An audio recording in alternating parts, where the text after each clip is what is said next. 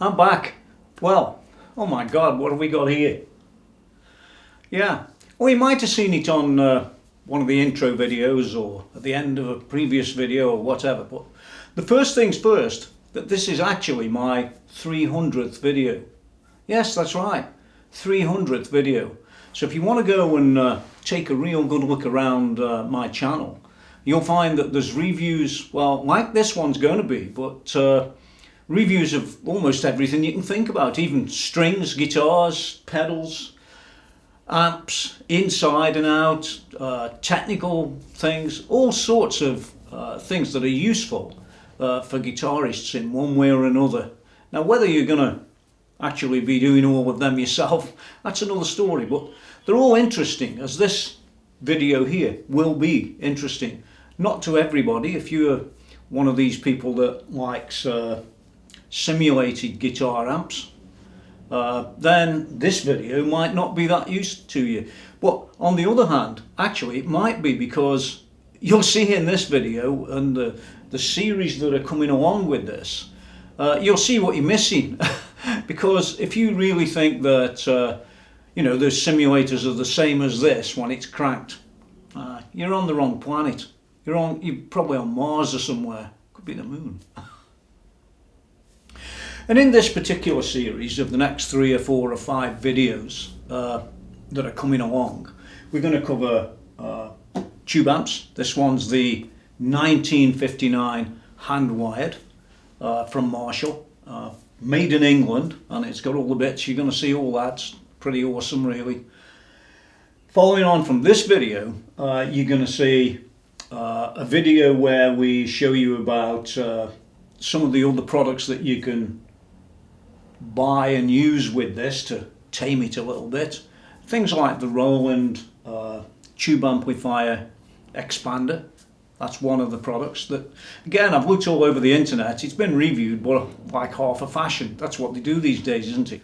And also I'll be showing you things like the Torpedo Captor X, which is a new sort of, I don't know, I wouldn't call it an attenuator.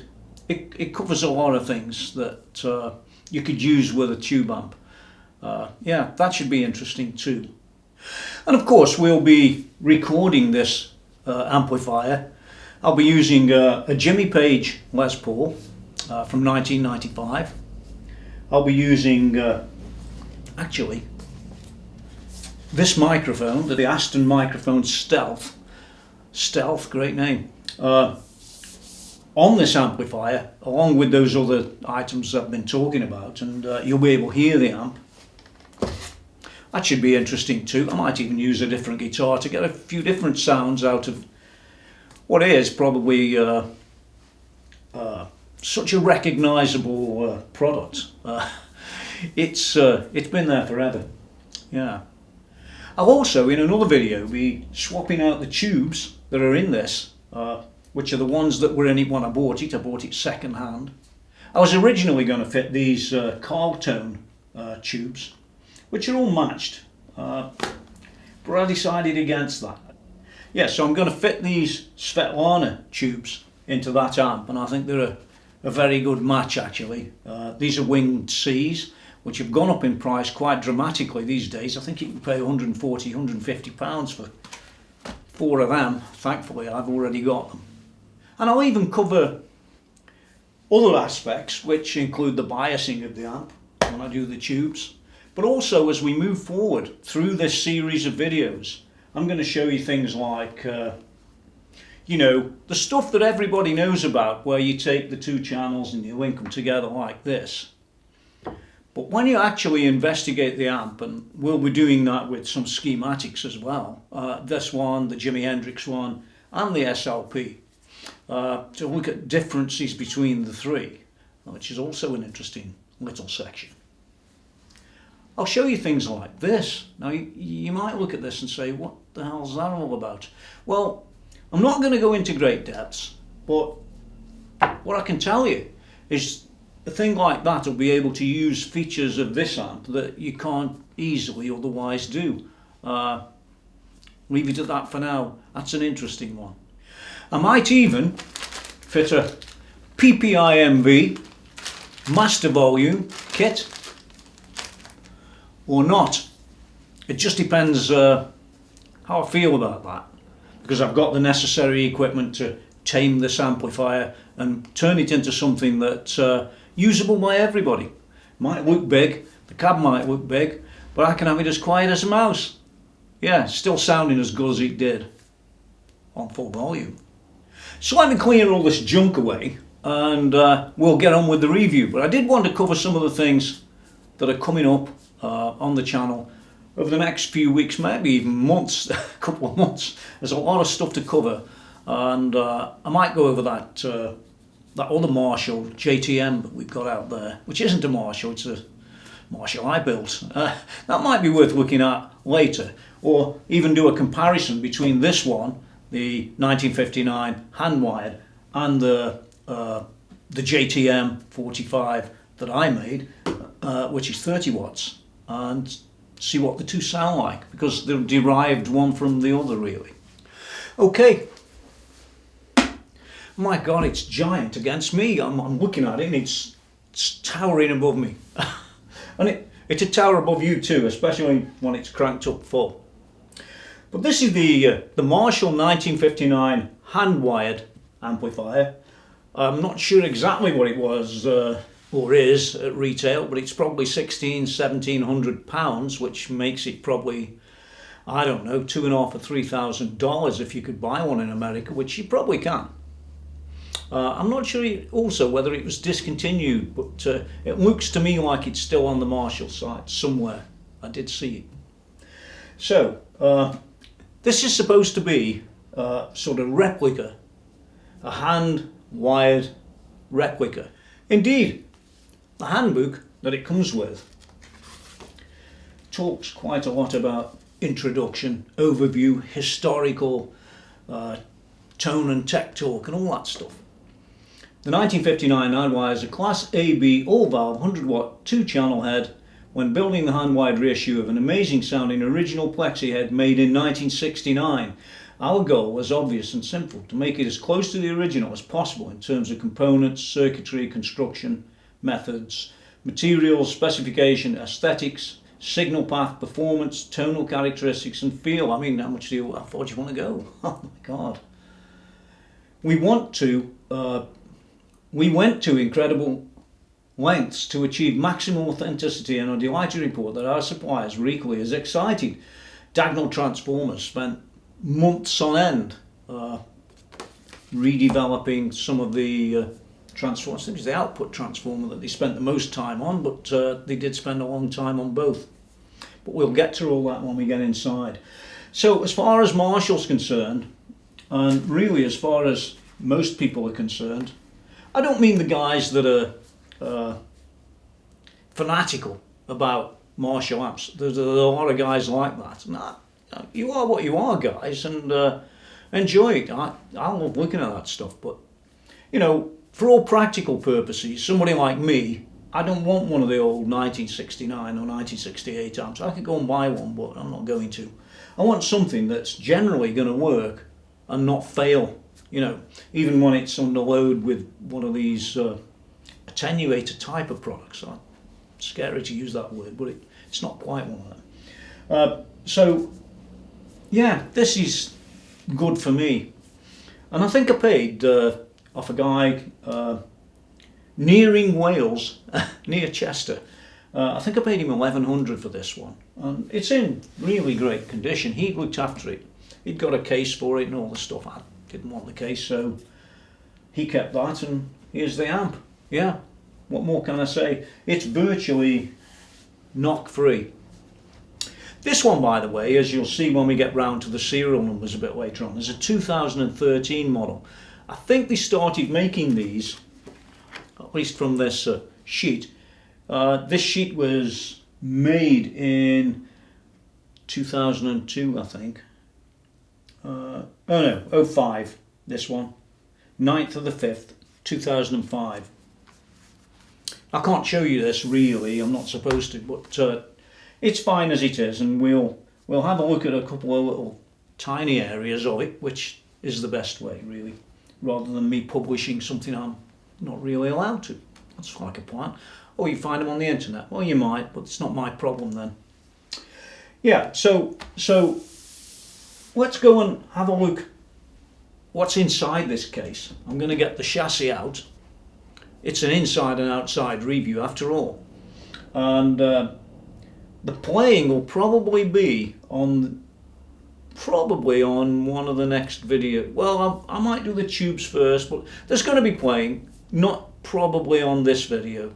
I want to go through the stages of putting new tubes in and showing you about the attenuate, and then we'll go and play. Yeah, it all sounds like a plan. But don't think this is a boring video, because it isn't. It's all interesting inside, I can assure you of that. I've already been in there. Yeah, we'll talk as we go. It's more of a talking video rather than a playing video, because that's the way life is. But don't let it put you off. Watch the whole series and then you'll have a real appreciation. Maybe more so if you're one of them guys that's playing the simulators than what you have today. And maybe you'll take your simulator, throw it in the bin and buy a real amp. Yeah, that sounds like a plan too. Well, there's not much to getting these things apart. These days, at least on this hand-wired, we've got screws that are not the old wood screws, which is a nice advantage, I think. So let's take that off and move it over here. In case you don't know, most people do, it's chassis held in with just 4 screws at the bottom. And do take note that on this cab, like the 1969 amp, you've got these small feet, so they even copied the feet to be exactly period correct, rather than those bigger, fatter things with the springs underneath that you get later. And here's a quick shot of the chassis whipped out of the case. Very nice it is too. By the way, this case is made from 3/4 ply, just like it was made in the old days, so to speak. Yeah, quite a substantial cabinet. Well, getting close up to this thing, you realise what a sort of monster this is. It's an incredibly big amplifier. For the chassis is huge. Or should I say its frame? Yeah, it's a huge thing. It's pretty tidy as well. Slight little bits of corrosion, but very little, bearing in mind that it's not a new amp. So looking at it from one end to the other, I mean, you can't help but notice that absolutely huge transformer. Now, I do know that the transformers are made to modern standards, but you just know yourself, with that sort of amount of metal, that's not a standard transformer as you would see one around these days. They're definitely not like that, or at least not from the ones I've seen. And they all contribute in their own little way to the tone, don't they? So that's a replication as near as possible by law, unfortunately these days, to the original 1969 input power transformer. Then we've got loads of these bigger capacitors. There's 1, 2, 3, 4, 5 and one down here, which makes 6. So you've got 6 of these things. And do bear in mind that as we go through this, and in the other videos, if you go tampering with the other side of these and you haven't discharged everything, yeah, it'll quite easily kill you. Don't worry. So bear that in mind, won't you? Very prevalent in an amp like this. This is how they used to make them, isn't it? Moving along, I'll come back to the tubes. We've got this TXOP 00021. Now this is a replica of the output transformer that was in this original amplifier from 1969. And it's called a C1998. Some people will think, oh, it's made in 1998. Well, that's not the case. What that means is that's a particular model of output transformer. It's got dirt on it, look. Yeah, so it has.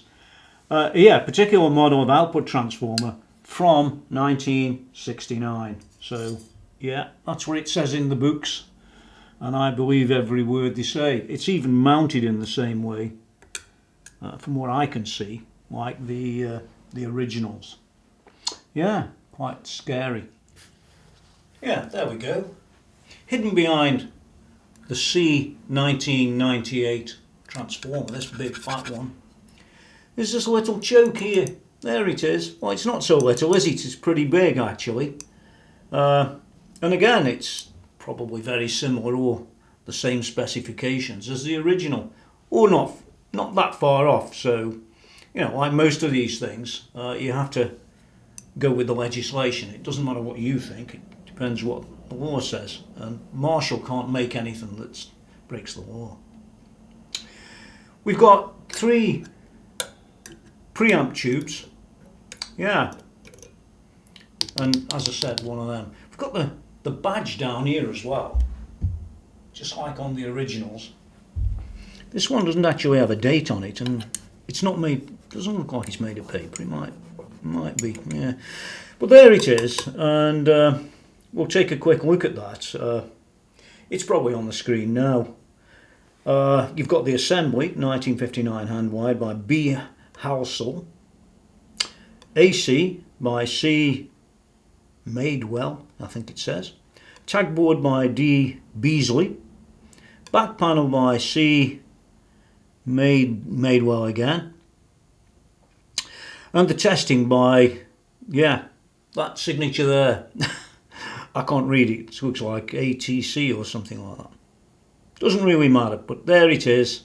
It's not dated, but the serial number on the amp is, which is what we'll get to see later. If we look at these tubes here, just have a quick look at them. These look pretty original to me. This one is a Marshall ECC83 and no date. No date. But I'm pretty sure this came with the amp in 2013.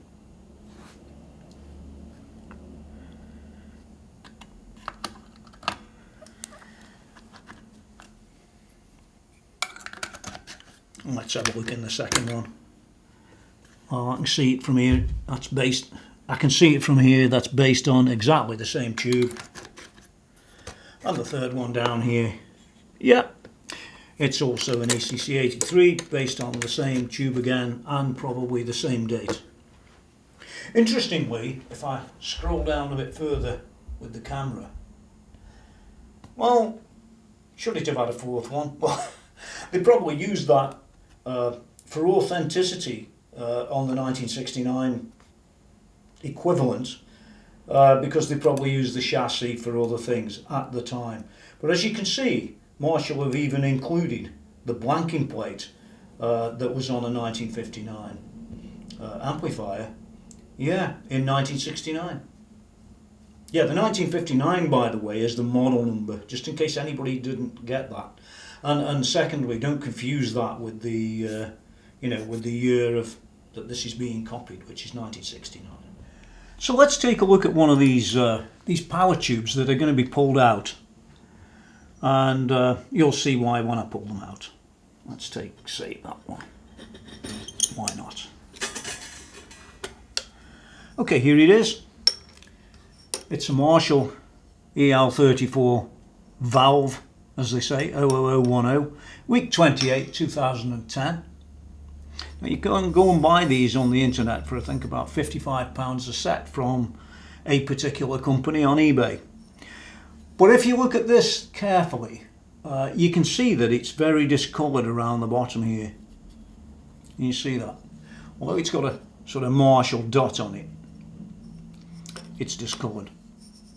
And that says to me that this tube's been quite hot. In fact, looking at all of these tubes along here, they're all discoloured. So it just indicates to me that I'm going to be changing those, because this amp's going to get a lot of stress when we're running it at 100 watts in the studio, probably on the next video or the one after. We'll be coming up. And you don't want to have tubes in there that could be Well, I don't know the history of the amp, but just looking at that, it reminds me that the amp's been used with an attenuator type of product. It might not have been, but they've been hot in any case. Maybe the biasing's wrong or whatever. So because it's questionable, they're going to be coming out later, and you'll see that in another video. Now let's not kid ourselves, there's no question there's a lot inside this amp, and well, it might not look much physically. Actually there is, but they will have spent eons of time recreating this amplifier to be like the 1969. And while I know, the purists out there, and there are a lot of them guys, no problem with them, the purists out there will be telling me, ah, yeah, but, well, that's okay. There's no buts, it's got to be butter, right? And the fact is, this is the amp we've got, this is the amp we're looking at. Marshall have achieved as near as they can to the original specification without breaking any laws and things like that. So what's not to like? Oh, it's not actually a 69 amp. Well, so what it is it's a 1959 hand-wired amplifier from Marshall, and that's how you should judge it, that's how you should look at it, and that's how you should understand what's inside and why you're buying this amp. And I can tell you now, it does sound very, very 1959 to me. Might not to you, but that's a subjective opinion. So let's take a bit of a closer look at this, and we'll start from down this end and sort of move across nice and steadily. And yeah, it should all be interesting. But just a little bit before that, I'm going to introduce a little section of video that I took when I was down at the Marshall factory a number of years ago with Phil Wells. Great guy. I think he's still there. I haven't checked lately, but I will be checking. I'm going to do another video on Marshall amps, and I shall be taking this particular camera, so it's much improved over the old one. Yeah, and Phil Wells talks about this amplifier, and shows it on camera and tells you why they still make them. Yeah, here it comes up now, just in case anybody hasn't actually seen that video, and it's quite an eye-opener, really.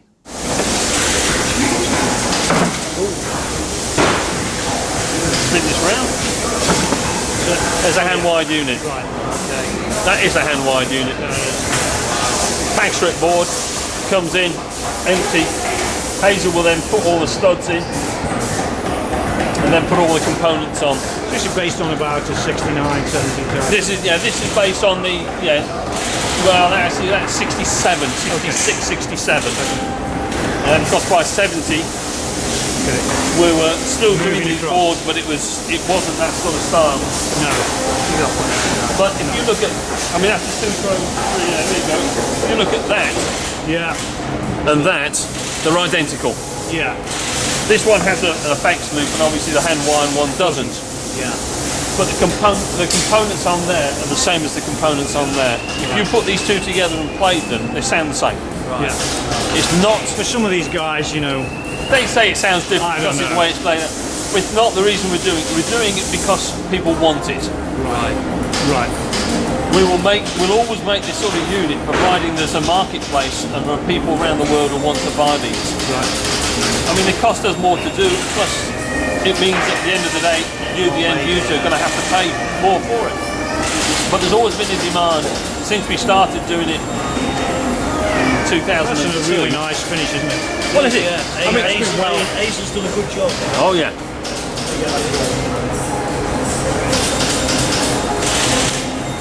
It's very, very similar to the original. I mean, the difference these days is these components, although they look like the originals, are modern day components. All we did is we went to our component supplier and said, look, we'd like components. Those components were looking like that. And they said, you buy enough, you can have what you want. Yeah.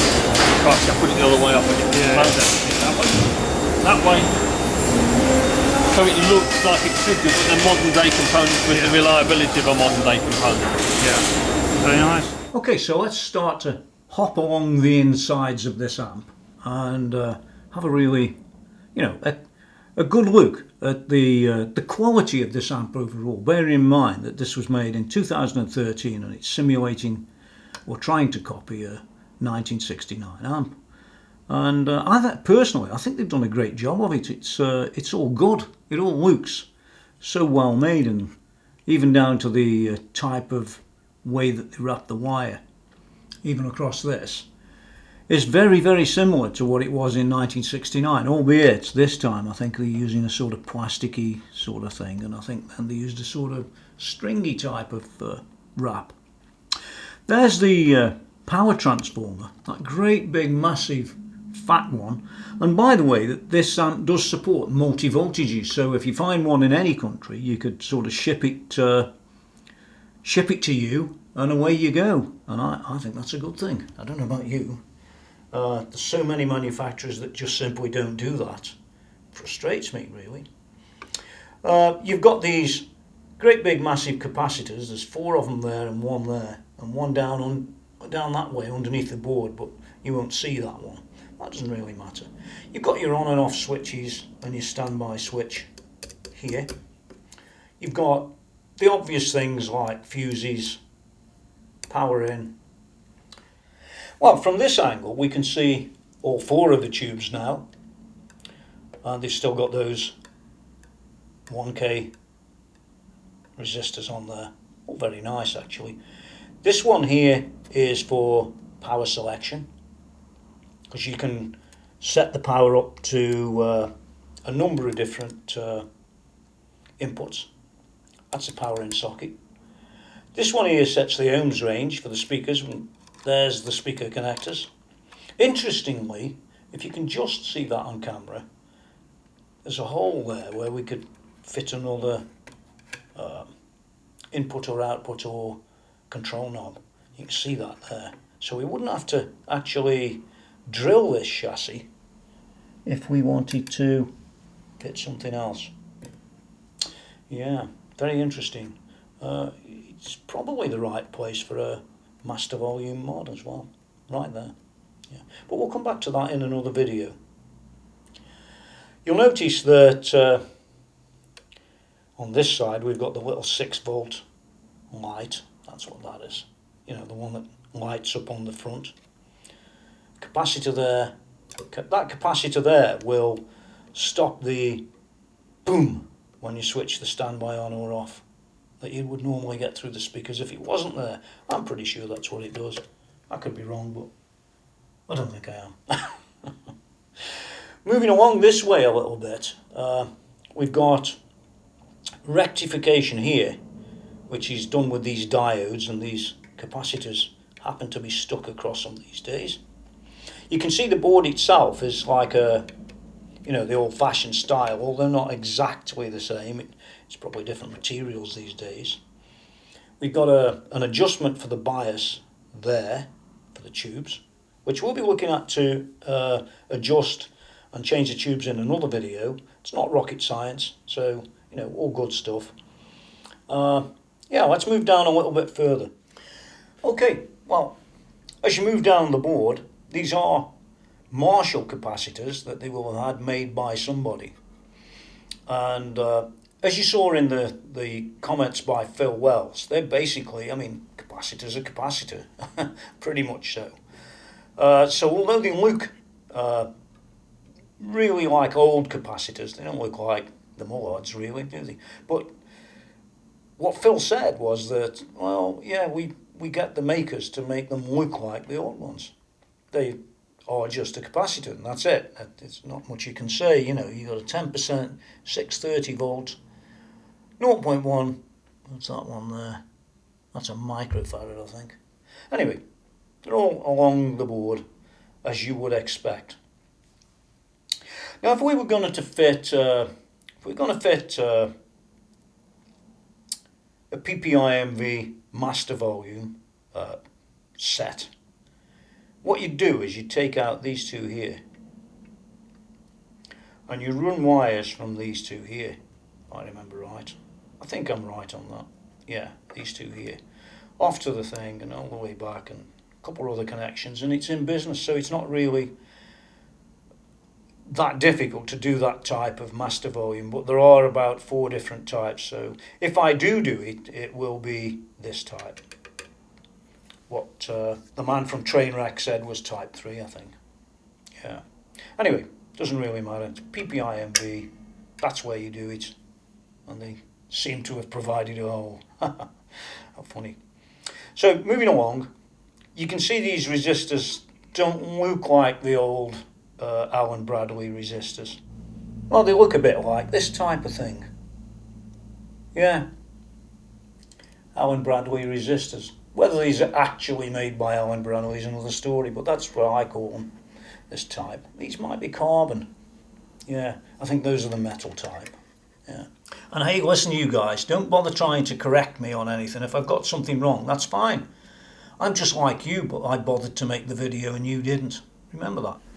Here's a bit of a close-up at the bottom section of the preamp area, underneath the preamp tubes. 1, 2, 3. There they are. All fine and dandy. And the last section of the amp has got these input sockets that most people are familiar with if you've ever been involved in rock and roll, or you've watched the videos, or you've seen any one of millions of guitarists use this style of amp. You've seen these before. These are, let's have a look. These have got the resistors on the bottom two, which the bottom two is the top two where we come from on the outside, but inside, down there, they're down there, got those little resistors. Top two don't have those. These are sort of linked but separate. It's a long story, we'll come to that in another video. Now, one of the things I love to point out on equipment that's really well made is the metal work, you know, this stuff. If you look down there, it's absolutely a perfect joint. Not that sort of joint. On the outside, it's exceptionally well welded together. And on this amp, coming back to looking at inside a little bit, there's a few things that are interesting about this compared to an amp like the SLP, for example. And what they did is they revised the circuitry of tonally significant variants when compared to the SLP, you know, the Plexi reissue that they did. The most relevant technical departures in question lie in the negative feedback circuit. Where relevant, specific details concerning these deviations and others are inserted into the text labelled as tonal notes on the manual. So if you want to go and look at those, you can, you can find out more. Okay, well, thinking about these preamp tubes, we've got V1, V2 and V3. V1 acts as the preamp gain stage for the high treble and normal channels. Each half of this valve, because it's got two halves, it acts as a dedicated gain stage for each channel. So if you think of that almost as two, you wouldn't be far off. The V2, that's a common tube for both channels. This is passively summed before reaching this valve. The first half of V2 acts as a common second gain stage, so common to both channels, that is. It boosts the combined signal and then directly drives the second half of the valve, which is configured as a cathode follower. The cathode follower is a unity gain device which acts as a buffer, providing a low impedance signal to drive the tone network. So there you have it. And you know, there's a few little things involved here. One of which Marshall said the second gain stage of the 69 circuit is reproduced exactly, boasts an extra cathode bypass capacitor though, which boosts upper mids and top ends. A couple of little additions, shall we say. V3 is the phase splitter. That divides a signal into two halves, 180 degrees away from each other, out of phase with each other. And then it's fed to the 1959's push-pull output circuit that away, starting just down there. Yeah. One of the things about this amp, you know, is the extent that Marshall's gone to try and replicate the original design. Where possible, they went back to the original supplier for all components to maintain the highest quality, including, as per the original, a U-clamp mounted choke, as opposed to the fully shrouded stand-up smoothing choke used in the majority of Marshall amps. Things like that. Also included is a custom-built 50 microfarad single can smoothing capacitor. These are just two examples of the many steps they've taken in order to ensure maximum authenticity in this amp. I mean, they have gone to extreme lengths. Now on the filtering, it's got the same filtering on the HT line as later versions of this amp, a factor that contributes to the 1959 handwired having a tighter sound than earlier versions of amp. It incorporates, the 1959 incorporates 47 nanofarad 630 volt capacitors fitted in parallel with each of the four diodes in the bridge rectifier circuit. These are present for today's approval requirements, so those are only there for approval. They're not there for any other reason, which reduces the electrical interference on the amp. The addition of these capacitors has absolutely no sonic value whatsoever. It doesn't change the tone at all.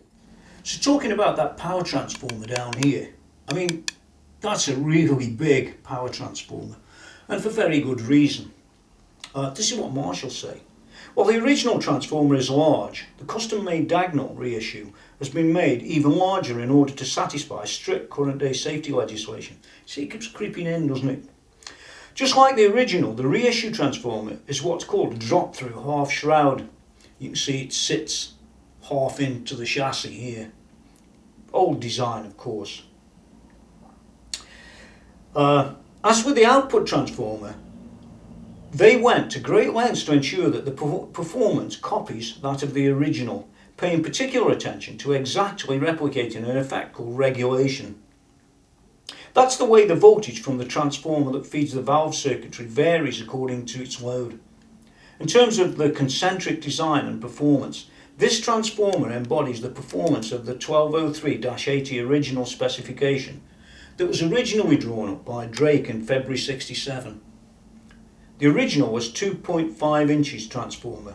Due to this modern legislation, the reissue is 3 inches, so it's bigger, but has to be. But the spec, in other respects, it's the same basically.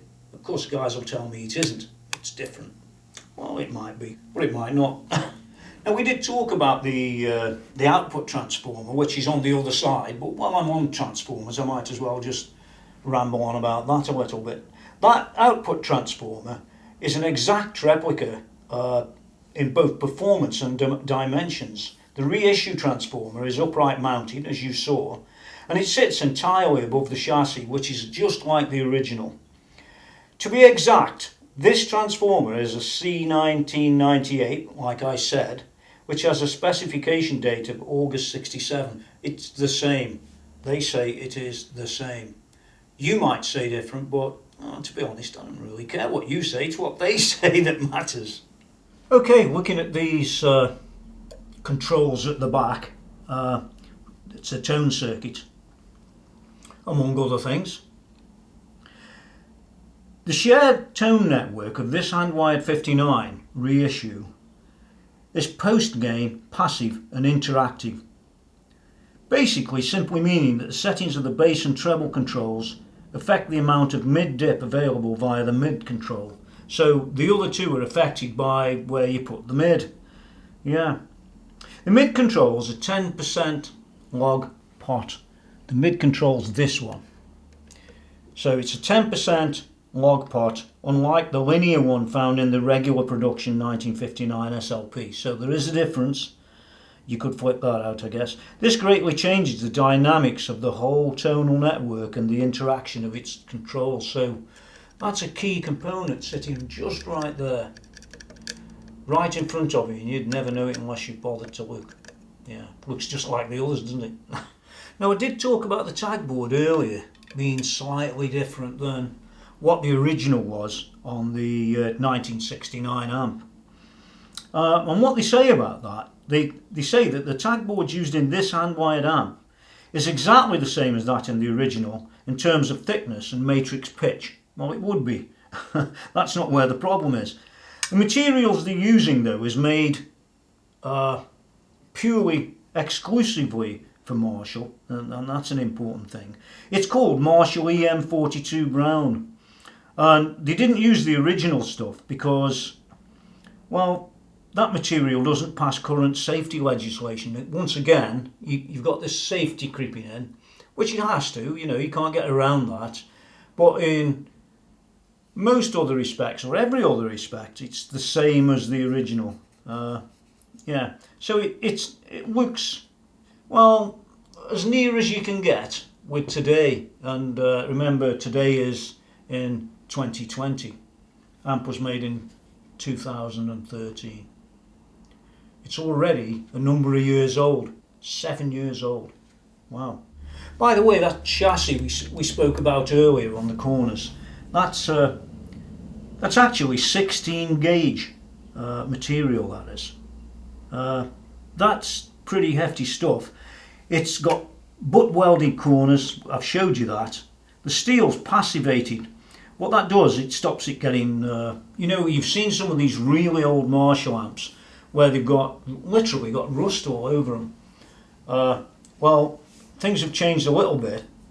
This finish that you've got on here really is designed to give a long life resistance to corrosion. That's what it's all about these days. So in many ways this amp's probably it's got more longevity than what the original had. So think about that. And this is just a different angle shot of inside the 1959 handwired. You can see the type of components, the quality of the build, everything really. If we go and take a look across it, like I said, bias adjusted by that. You can see the quality. I mean, somebody's spent a very long time going through and building this amp to a standard rather than down to a price.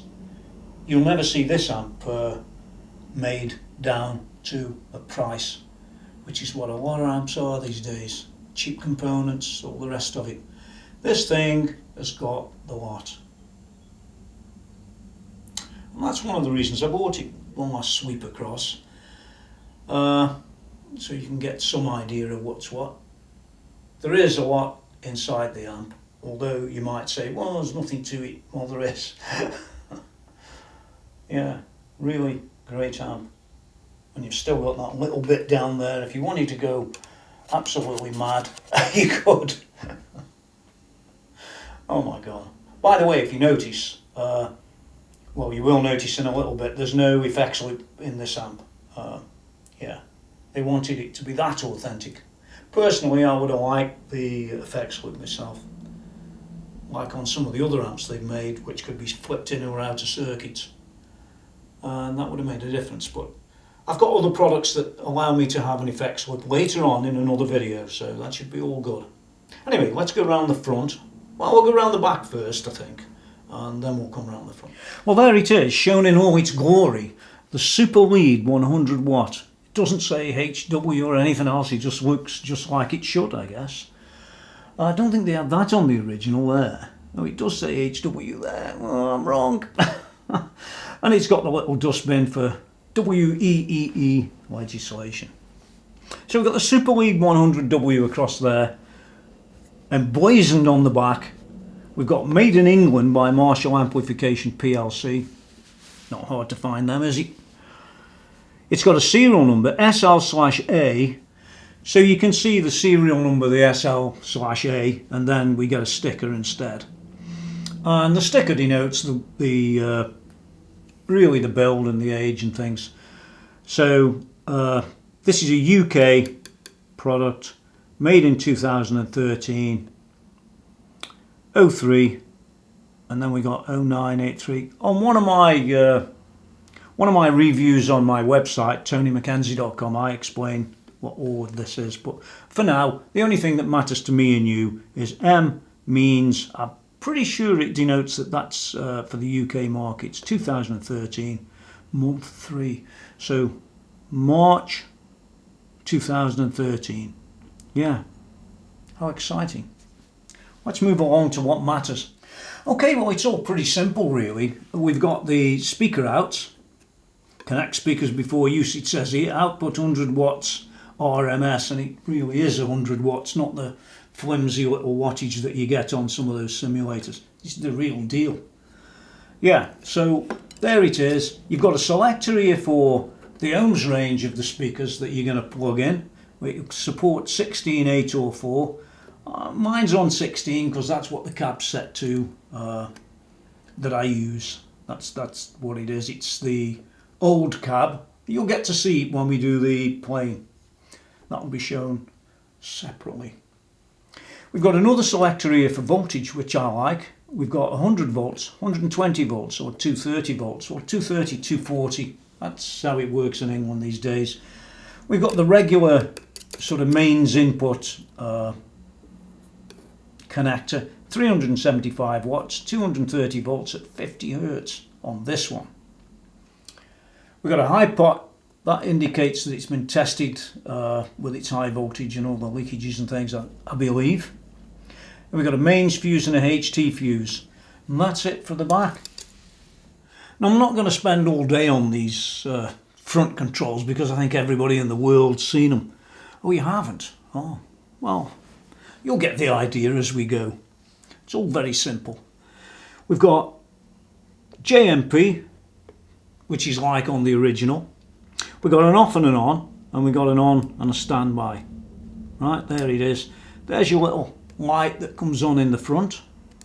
We have a presence that's particularly, like most Marshall of this era, it's particularly powerful. It's like a lot of Mesa Boogies as well, actually. We've got a bass, middle and treble, and you remember we said when we were around the back just that the middle is a logarithmic type of control, and that affects these other two, the treble and the bass, depending on where this is positioned, if you remember that. That's what we were talking about. So these three work together. Moving along, we've got the first volume, and that's a volume 1 and a volume 2. And I'll move across to the inputs. We've got a high input and what they call a bass input or a low input.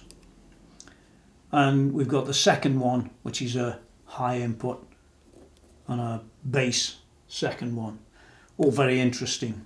As I said, they often put a jumper between these two and put your guitar in here, and then they balance up between these two controls here to get this will bring the bottom end up and this will keep the top end high. So that's a very old method of working. And that was a quick look, by the way, at the choke that they were talking about before, when it's been made to the same spec, type of thing. And so much again for that thing there. You can see it's mounted in exactly the same way as the original, the C 1998 model of output transformer. Let's hope that never fails. Oh, one last thing, there's the CE approval on the back of the case. We don't want to get to the level of some of these other companies, do we? Well, there you have the view of the inside of the amp and the outside of the amp, and it's so well made. That's the thing about Marshall products, especially the high-end stuff like this. I mean, it's built up to a standard, not down to a price, and I've said that before. What an awesome piece of gear. Yeah. Of course, it's not the end of the story. We've got a few other things to go over. They're all, in their own way, they're all interesting, and not something that you see in many other companies. You don't see, I can't think of many companies that make amps from yesteryear, or yestercentury even, as far back as 69 amps, and try and be as accurate as what Marshall has been with this one and the others, like the 1987 X's and the 2555s, and the reissues are all worked on to be as near as possible. And I think that's a good thing. I don't know about you, but I think that's, yeah, it's all cool. And of course, the thing about this amp is if you've never actually played one of these amps turned up, you've never been in rock and roll. You think you have. You know, I've got so many amps that have all got the preamps on. We've all got them. So you can play them low rather than high. And most of us don't play them high. We play them average to low. Most of us do. And when you do that, well, what sound are you getting? Well, you're getting the sound of the preamp. Purely the preamp. Near enough purely the preamp. It's only when you turn these things up really, really loud that you'll get that power amp saturation and, you know, the tone, the real tone of the amp as opposed to the preamp. A lot of guys don't get that because they've never known any better. They've never known any different. And if you're using a simulator, well, go figure. They haven't even got a preamp, have they? Oh, my, well, sort of. So part of the aim of making this video isn't just to show you inside, or isn't just to show you the controls, because you can go and look inside, but most people won't show you in the way that I do. Whether I'm correct on every last thing or not doesn't matter. That's completely irrelevant. But I do try and give you reasons why you should at least take another look at an old amp like this. They are around and there's lots of different models, and if you don't want the 100 watt thing, you could grab the 1987 and, you know, go and find some of these other tools that I'm going to be showing you over this series that can make this amp, or one of the reissues, or even the originals if you want, be really worthwhile having, and you could play even with a baby in the same room by the time we've finished. Just trust me on this, you can. And I think that changes the view of an amp like this, because without those modern technological products to reduce those tones, you would never ever buy one of these and use it. You'd never put it on a stage and use it as it should be. You might use it like some wimp and you know, a couple of pedals trying to drive the front end, then you get the sound of the pedals. That's a bit ridiculous. This is why we come back to this amp being used cranked. Yeah, it does make a lot of difference. I was absolutely gobsmacked when we used the other equipment that we're going to see on other reviews. Funny enough, when I did plug it all in and I did get it all right, it took me back in time because I used to play these back in 71, 72. As it did Bernie Marsden on his reissue, he actually said that. He says, well, it's quite amazing to come back to this amp and, you know, get this feel that's been missing for so many years. And it has, I can tell you it has. So if you haven't played through one of these, as we're going to see over the next series, you might want to take the time to do that, because just trust me on this, I've nothing to gain and nothing to lose. Trust me on this, it's probably a different view of playing guitar than you could even imagine. It's so different to have that real tone that everybody talks about but nobody has. They all get the little preamps out, don't they? But now I want to move on a little bit from just showing you the actual hardware. I'm not going to go into great depths, by the way. I'm no expert in every last difference between these things sitting here. I could sit here for weeks on end figuring them out and marking them in different colours and all that rubbish. But I don't really want to go down any of that. All I'm doing here is talking about 3 amps in particular, and why the 3 of them will never be exactly the same, even if you do various mods. That's the point I'm trying to get across. So let's start, as we mean to continue, with, let me find it. Here it is. This one at the back. I can't really show you everything about it. You're not allowed. Well, Marshall tells me I'm not allowed to publish these. And that's fair enough. They belong to Marshall, not me.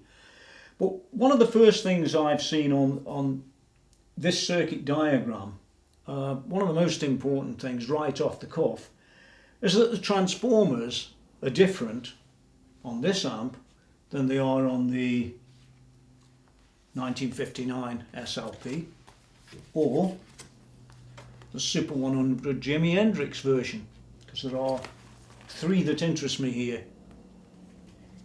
So on this first one, the hand-wired one, we've got output transformer C1998, which is the model we spoke about, and I did show you. And on the power, we've got D4966. Those are the two to think about. If I move on to the 1959 Super Lead, yeah, the mains transformer is a ZT78, which is probably a very different specification. There it is, mains transformer. The output transformer is a ZT92, which again is going to be very different than this 1959 hand-wired.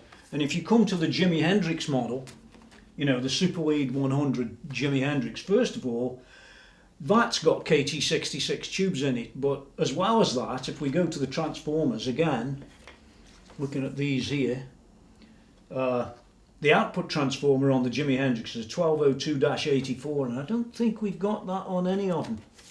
I don't think so. No. And if you look at the mains transformer, that's a 120A-20, and once again, it's different. You know, they're just different enough to never have them 3 amps being exactly the same. Now some people say, oh yeah, but you can change this and you can change that. Now look, when you go back to the core of the amplifier, most people will tell you, or will probably agree, that the transformers are an absolute major aspect of the overall sound of the guitar. Sure, the tubes make a difference, the feedback, the this, the that, the everything else makes a difference, how it's biased, all sorts of things make a difference to that tone. But because each one of these 3 amps has different transformers, could you ever take one of these and make it, for example, a Super 100 Jimi Hendrix? Well, you could change the tubes, you could do that, and you could change the, you know, the resistors and capacitors. But I noticed on this thing that there's quite a lot of things different, including on the input mains transformer. It doesn't even have the same windings. That's got 3, and that's got, well, yeah, 3. So you're not going to get the same. Half of the circuit's missing as well. It's all done in a different way. Yeah, just looking at it, you know. I'm not going to bore you and put it all up on screen and that sort of stuff. I don't want to do any of that, because I respect Marshall, and so should you. So just take my word for it that these 3 here, the Hendrix Super Lead 100, they call it a Hendrix hand-wired, but it's not. It's definitely not the 1959 hand-wired. The difference is there, and it's substantial. And the 59X Super Lead, it's also a Super Lead, but that's the Super Lead that's of today, you know, the reissue of today. That's different too. The 1959 SLP was created in 1992, by the way. The 1959 hand-wired was 2005, according to this, and the Super Lead Jimi Hendrix was 2006. 05, sorry. Yeah.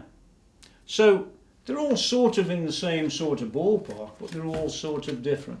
Now, as well as the Roland tube amplifier expander that will offer me a load of features to make this amp work as you and I would want it to work. For example, FX loops, for example, effects built in, reverb built in, power reduction, well, power output reduction, let's put it that way, and a lot of other features that I'll get to talk about when we do that review. As well as that unit, I've also got on order one of these. This is a 2 notes, Galami, something like that. Very nice guy, I've met him at least once. They released this thing called a Torpedo Cat Tour X. Now, the Captors have been around a while. They're about this size, they are. Been around a while, but what you find with them is they don't have the sort of a reduction like that you'd see on the Roland, which is a fully variable reduction of that power. On these, they had one switch that took it to, I think, 20 dB reduction. Well, that doesn't mean much to me. Does it mean much to you? You know, you're some guy who's got the child in the next room and you don't want to wake them, and somebody says to you, I'll buy one of these units. It's 20 dB reduction. It doesn't mean anything. Most ordinary people, it's meaningless. And 20 dB reduction of what? That's the other question. And I was on the stand just 2 days ago, in fact, just 2 days ago, talking to one of the guys from Two Notes, and I said, well, you know, listen, 20 dB doesn't mean anything really to me. Does it mean anything to you? Can you answer? Can you tell me what the level is then? You know, what that output is. What's it like? No answer. In fact, he went away to find the answer, and when he does, I'll include the answer on the review.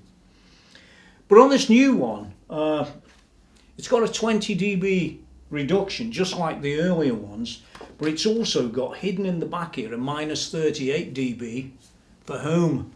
So they say minus 20 for club, nothing for stadium, and minus 38 for home. So this unit's been made, this Captor X has been made for all scenarios, I guess. And it'll work, I'm pretty sure, pretty well on this. And that's the reason I have one on order. They're not released yet, but they will be. And on my channel, in one of the forthcoming in this series, that's going to be covered. And pretty useful. It does a load of other stuff.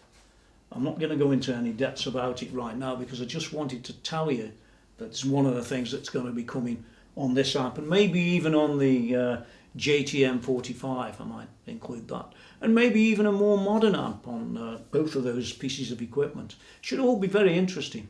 Now, if you've got any questions about this amp, if you've never played one and you know that sort of thing, or you've got any questions about it that I can answer rather than what I can't answer, yeah, put them down there in the text, and I'll do my best to find the answers. But listen, if you're some 1969 amp expert, don't come asking me. I'm not the right guy. Well, I've got the diagram. I could tell you the answer off that, I suppose, if you ask me the right one. But apart from that, I'm afraid that's the way the cookie crumbles. Oh, I also learned about Marshall over the weekend that Santiago Alvarez is working for Marshall again, and I think that's great because I used to communicate to Santiago a number of years ago when I used to do the reviews of Marshalls. I haven't done any for a while, and that's one of the reasons why we're going down this route these days. Yeah, so that he was a great guy to talk to, and every time I got something wrong, he'd be, you know, Tony, you got that. And I thought that was great, actually, because I'm just an ordinary person. I keep saying this on every video, just like you. And, you know, anything I can do, you could do. And so it's all interesting stuff. It becomes a Mr. Ordinary video, but a Mr. Ordinary video that nobody else seems to want to be able to make, or can't make, or the manufacturer won't let them, or it's this, or it's that, or any excuse, except making real videos that are meaningful reviews, really. I doubt you've seen a review like you've just seen. Yeah. Weird. Now, as I've said, while I'm not playing on this one, there are reasons I'm not playing. Please understand, it's not that, oh, Tony's just give up and he wants to make another video. No. The reasons, I'll tell you the reasons, very simple. There's two things. The first thing is, this has got to have its new tubes in and it's got to be rebiased, and I'm making a video to do that. Then it's got to have the Roland thing put there so I can do a sort of review as I want to. So the one when we do the biasing and the rest of it may or may not have playing in it, but certainly the one when we get to the Wazacraft, that will definitely have playing in it, and maybe a number of guitars and all sorts of things through this one, maybe the JTM, like I said, and maybe some other amp. And that should be a really good video. Well, they're all good videos if you really want to learn a bit more about Marshall, but you didn't really know much. To me, that's a great thing. Anyway, I hope I haven't bored you too much in this video. I've really enjoyed making this one, and the whole series. I'm gonna have a great deal of fun. These are great amps, even today, as you will see later on, and you'll hear them tones, and you'll go, "Oh my God, them tones are absolutely brilliant." But if you were in the room, you'd sell your simulator within 10 minutes if you were in the room playing that when it's set up with all that other stuff. Just trust me on this. I've already actually done that. And I'm telling you now. Fling her on with think, oh, there it goes in the bin. Yeah, no, not this, the simulator. Yeah, I don't need 20 or 10,000 IRs. I need one. I just need the one cab. Thanks. Out my way. Yeah. What a breath of fresh air. Don't forget to go to www.TonyMckenzie.com. It's bound to be updated one of these days. In fact, I'll probably start with this one. And do the whole series. Get a bit more fresher stuff up to date. Yeah, but I've got to do the videos first. Then I can go and revisit this and maybe rope Santiago Alvarez into giving me some correctional information where I go wrong. Maybe I will, if I can get hold of him. So until next time, hope you've enjoyed this 300th video, literally the 300th video. The 100th video was a Mesa Boogie Mark V. This is the 300th. It's just as iconic as the Mark V. And let's hope on the 400th and 500th videos, should I still be around, they're as iconic as this one. Thanks for watching. Don't forget to subscribe. And you know, what they're making you do these days is jump through hoops on YouTube. It's all getting worse and worse. I have to be honest, it sickens me a little bit to be driven down these roads that they insist you go. You've got to subscribe, you've got to do a thumbs up, and you've got to ring the bell. How ridiculous is that? But that's the way they are. They're their machines, it's their system. I just make videos. But if you want to help me, subscribe, ring the bell, thumbs up. Till next time, get out of here.